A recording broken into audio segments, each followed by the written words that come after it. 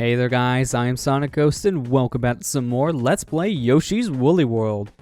Last time we started to make our way through World 2, and we locked ourselves a couple Yoshis, including Safari Yoshi, and also Cinnamon Yoshi. He don't really look much like Cinnamon to me, he looks more like a cherry or something. He's more pink. I don't associate pink with Cinnamon all that much, but that's besides the point. In today's episode, we're venturing further into World 2 here, with Walk the Chomp to Unwind. And in this level, big balls. I've been using them a lot, but there's a good reason why. I like some big balls. They're a really good batch. I just can't really describe it besides that. Just really helpful. But this level here is a pretty interesting one. As you can see, we get this big old chain chomp enemy here. And this guy is indestructible until we throw our wool at it. You remember this guy from World 1. We had a similar thing going on there, one of the previous levels, but this one's different because now we can go ahead and eat the yarn off of this guy, and then he's active once again. This level deals with chain chomps all over the place, but you can go ahead and knit and unknit the balls of wool around the chain chomp, meaning that you can go ahead and control these guys, whether they be a ball form or in their normal enemy state. And it's a really interesting idea. This level's a lot of fun. It's actually one of my favorite levels of World 2, just because of how cool of an idea this is.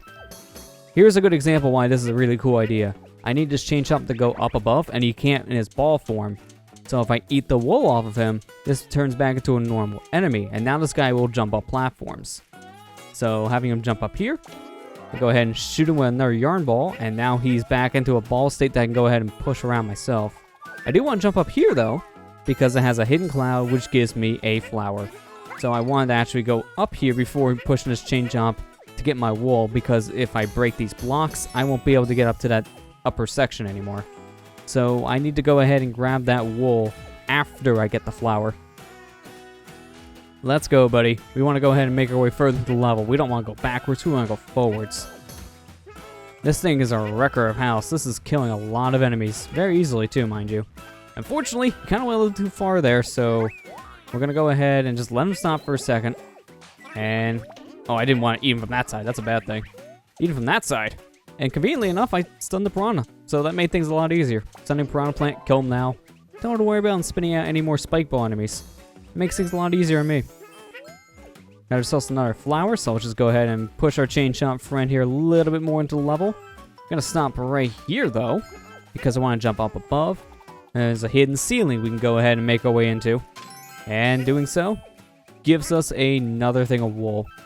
So now let's take our chain chomp and just push him even more into the level. Yeah, you think you're gonna spit something out at me? Nah. Chain chomp here, gotcha. Alright, let's go ahead and check up here real quick, make sure we're not missing anything. Looks like we're good to go. Let's make our way into the next section of the level. And unfortunately, we can't bring that chain chomp with us. He's gotta stay behind. It's not really that big of a deal though, because in this section of the level, there's another chain chomp for us to collect. But I'm gonna go ahead and kill these spike guys because I just don't want to deal with them. Get out of here. And this cloud will give you some extra hearts, so if you need the health, it's there for you. This guy is in my way. Why are you here?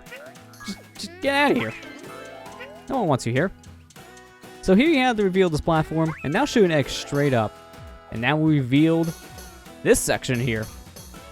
So now with the chain chomp, well, on our side, because he's all tied up, we actually wanted to go ahead and see what was going on when he was falling, because if you were paying attention, this wall was a little wrinkled looking, meaning that you can go ahead and push it and get yourself a flower.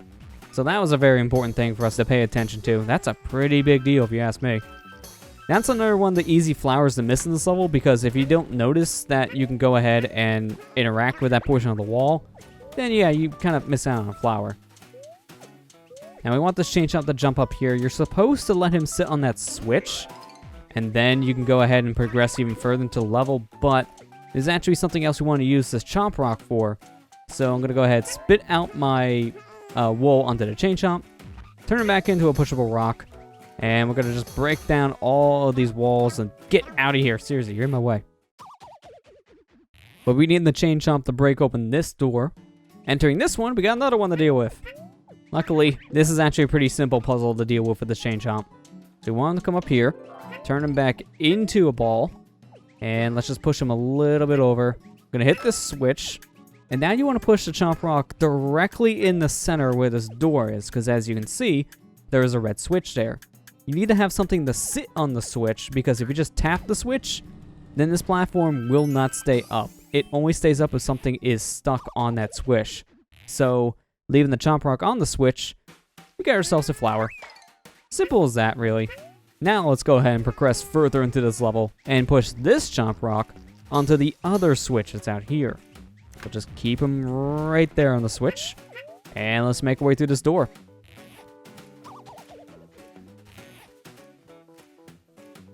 So entering this section, you can see we have two choices here. We can go left or we can go right. I'm going to go ahead and just demonstrate. This is what happens when you're on one of these switches. As you can see, we're not heavy enough for it, so it just doesn't stay pressed. So I'm going to go and make my way over here to the left first. I want to save that checkpoint until later. Looks like we got ourselves a secret here. Gives us some more hearts. That's always nice. I'll take the hearts. And right here... Wait a second. What in the world? There's something wrong here. Okay, normally this is supposed to be a spiky enemy just walking around here. I don't know what happened, but he didn't load. I feel like there's something wrong with my copy of Yoshi. This is really weird. There's supposed to be something there. I am very confused. Just go ahead and turn to a ball, buddy. I need to think. That is so weird. There's supposed to be an enemy there. I don't know what happened. He just disappears. Okay. It's fine. Makes my life easier. I want to go ahead and eat the pink off of you. And by that, I mean the pink wool, because saying it otherwise, a little weird. Film with green won't be as awkward to say.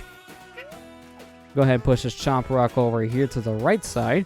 We need this guy to hit that switch we were on earlier, so I'm going to go on and push him over to this section.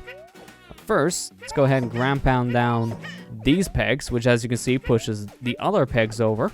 So that's the whole gimmick of this portion of the level, is that the pegs of the same color will move around. So you hit the green peg down, the other green peg will shoot straight up. Now we just gotta wait for this chain chomp to come up here. Fill him in with some black.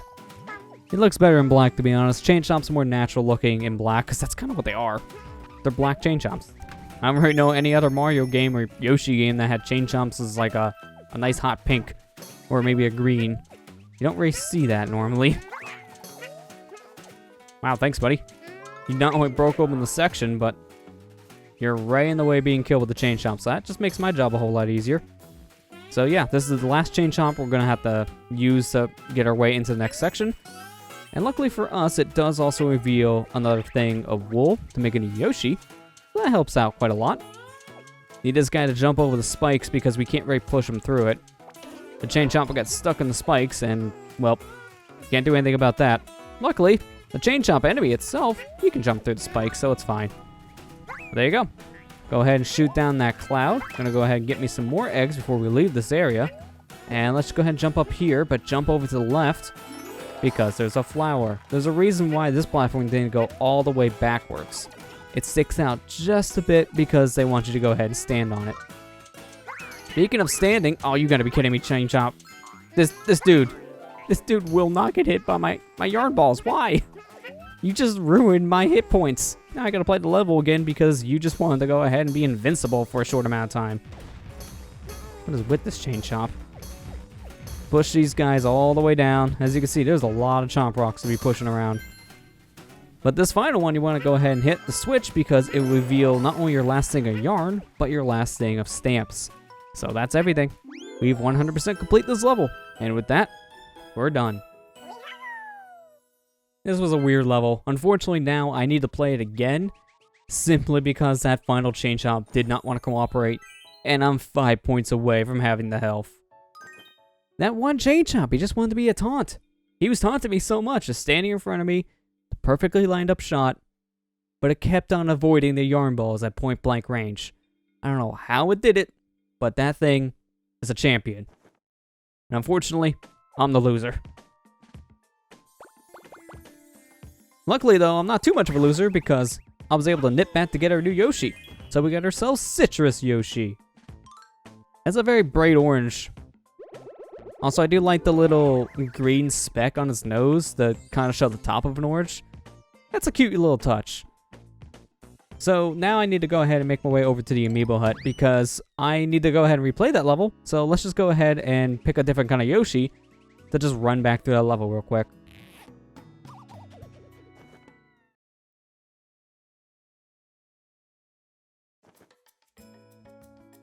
Looking over all my amiibos, I think I know the perfect figure to use in a level that has you using a whole bunch of creatures to perform your own tasks. I'm gonna go ahead and play through that level as Olimar Yoshi.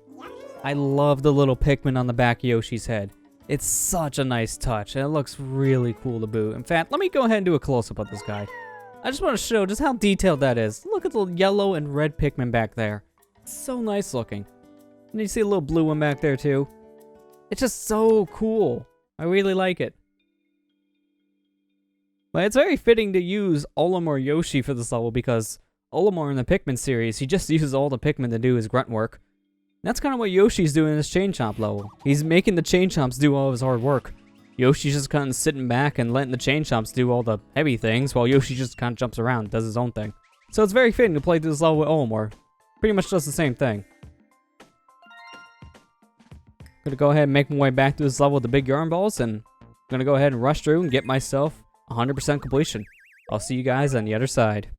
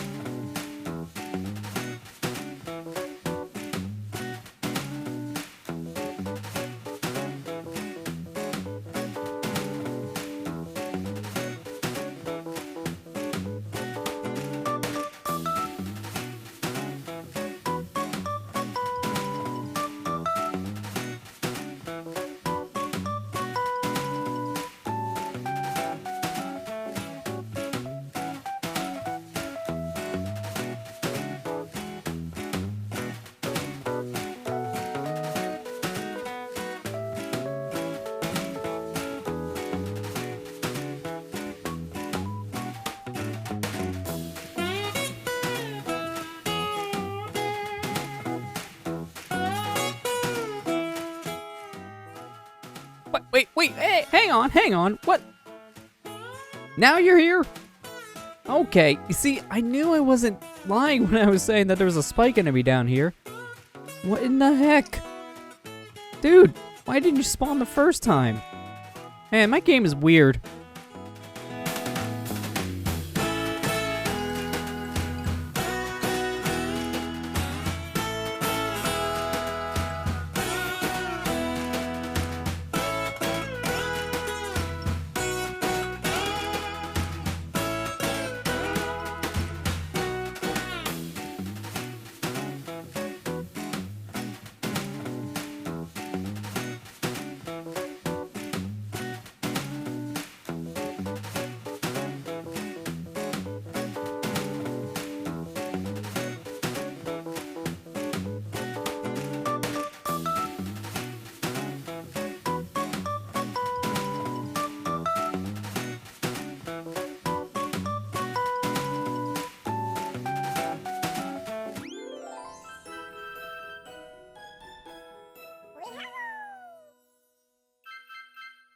Even though it could be a little bit tedious to go back through these levels, the one good thing about just replaying this level is that I get a lot of beads. That really did help my bead count because now I just splurge and not have to worry about anything. That was seriously weird though. Why did the spike guy show up the second time around but not the first time? This game, I swear, you're so weird. I don't know. Is there a scratch in my disc? Like, for the record, the version I'm using is the physical version. I'm not playing this digitally. I'm playing this off of an actual disc. So, what, it's a scratch? Just that one specific spot? Spike enemy? We're just gonna scratch that spot and they won't work? Just get my citrus Yoshi. I'm not gonna think about it anymore. Let's go to World 2-4. Not wing the Koopa's fort. So, our first fort level and everything's free. So we can pick whatever we want from all of our badges. Big balls. You don't even need to give me a choice. Just give me the big balls. It's just the best out of what we got. We're going to be getting some better badges here soon. But for now, really, it's just big balls and maybe the watermelon one. Because watermelon's not bad, but not for this level. This level, not really the best. It's actually kind of bad. I love how I just started that sentence saying, watermelons aren't bad. By the way, they're bad. Disregard what I said. The watermelon badge not good in some levels. That's really the point. My word choice, though, that was not the best.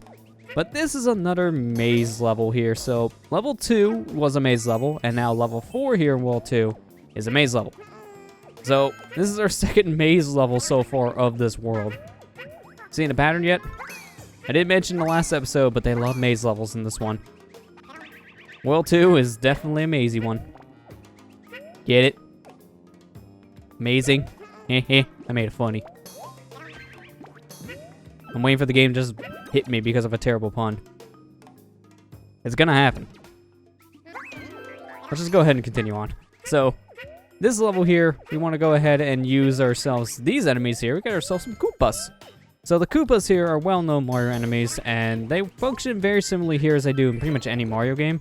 So, you go ahead and hit the Koopas, which will put them into their shell state. You can go ahead and eat the shell with Yoshi. You can't swallow it to make an egg, but you can go ahead and spit the shell back out as a projectile. It will run around the level, and it will not stop until you hit the shell. You can actually destroy these things in two ways. The first way is to shoot a cloud just like this one.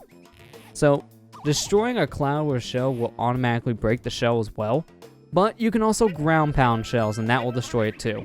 So I'm going to try to demonstrate in this portion here.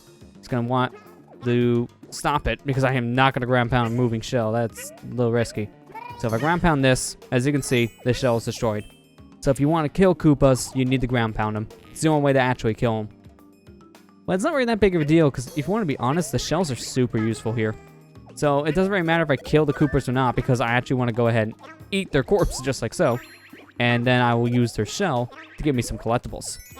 As you can see, just hitting something like a flower, it doesn't cause the shell to disappear. But hitting another shell will cause the shell to disappear. Because two shells colliding, yeah, that's going to definitely break it. So here, this is kind of an annoying part. This is actually helpful if you miss something in the level, but in order to get this flower, you need to step through this door. This door is one way. Now, in theory, you could just stand through the door and then shoot a egg through it.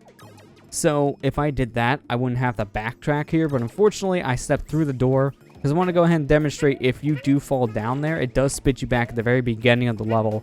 Now I have to go through this section again, and then the other section going up here, just to get back to where that checkpoint is. I don't like where that flower is placed simply because it forces you to backtrack. It doesn't make any sense to me. I don't know why they decided, you know what? Let's put this flower behind something you have to just go around the level again to get to. Like, why? Not the best move, guys. Luckily, it's not really that long of a trip because we're already back. That took about a minute. And again, you can just stand in the doorway and then throw an egg to get that flower because that was the only collectible there. So you didn't have to drop down for something else, like say a bundle of yarn. It was just that one flower. So if you didn't even care about the flower, you wouldn't even go down there anyways. But we care about the flowers. They give us bonus levels. I want to play those said bonus levels. So I'm going to get the flower. Now here, this is a special enemy. This actually counts as something different. So I want to go ahead and kill it. That is a 8-bit Koopa. Now, this game does have two varieties of some of the enemy types. That was one of them. We have normal Koopas that are walking around, as you can see down the screen. But then we also have those others that are stuck inside of walls that look like they're from an NES game. Those are 8-bit varieties of these enemies.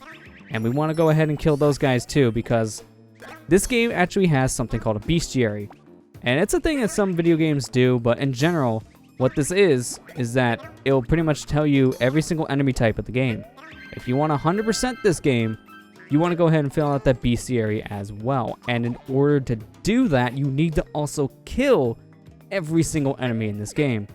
The 8-bit enemies are a little bit weird because pretty much all of them are very easy to avoid. So to make those required to fill out that bestiary thing is kind of annoying, if you want to be honest, because some of them are very easy to miss. In fact, my first playthrough this game, I had most of the enemies collected on that bestiary. I killed most of them, but the ones that were missing were some of the 8-bit variety of enemies, and it's simply just because I avoided them. I thought they would count as a similar entry, but no, they're actually a completely different entry.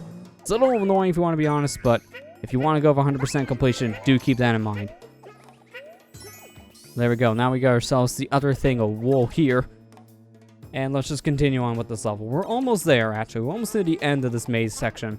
Because once we get the key that we're needing, because that's the whole purpose of us going through this, is that we're actually looking for a key. Once we find that key, then this level's become extremely linear. So, once we find this key, then the maze portion is going to take a backseat. So here, I'm just going to go ahead and just avoid these guys. You know what? Yeah, there you go. I wanted to watch it die.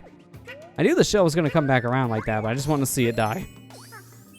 Now we got ourselves another thing of wool, and that one's really easy to miss. And unfortunately for me, looks like I have another problem. I need eggs, and I don't have any eggs. So I'm just gonna get a watermelon. I'm not going back through all this. Not just for two little things like this. In fact, I needed one of those because I had a stamp. So yeah, I'm glad I had watermelons. Actually, I don't even think I want to keep this. I'm actually going to swap back. It did cost me about 6,000 beads just to get one Meefer stamp. But it was worth it. That's the one nice thing about being able to pause the game and swap your badges anytime. If you're in a moment like that where you're screwed, you have no more eggs, I just go ahead and swap to a watermelon. There you go. Same thing. It works. It just cost me 5,000 beads to correct my errors. And then I wanted the big balls back, so it cost me another 1,000 beads. So not the cheapest thing to do, but it's fine because I have the beads. And right there, that was a nice trick shot. You're supposed to do one of two things. Either throw a Koopa shell down there, or throw an egg down that little hole to get that flower, but I did the Koopa shell method. It just looks cooler. But we're at the end of this fortress now, so you know what that means. It's time for a boss. So let's get our last remaining hearts, and let's enter the boss room.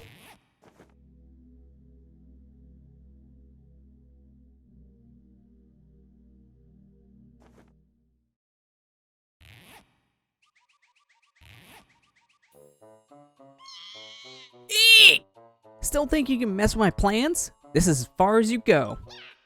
Notwing, you're up. Swoop in from above and squash that Yoshi. I mean, I don't know if you want to squash me. I might look like a squash, but I'm an orange. Now with that bad joke aside, this is Notwing the Koopa. What we need to do here is we need to wait for this guy to slam down on the ground, and that will expose his weak point. You want to go ahead and eat the nut above his wings, which will stun him, and then ground pound on his stomach. Do that 3 times and you win.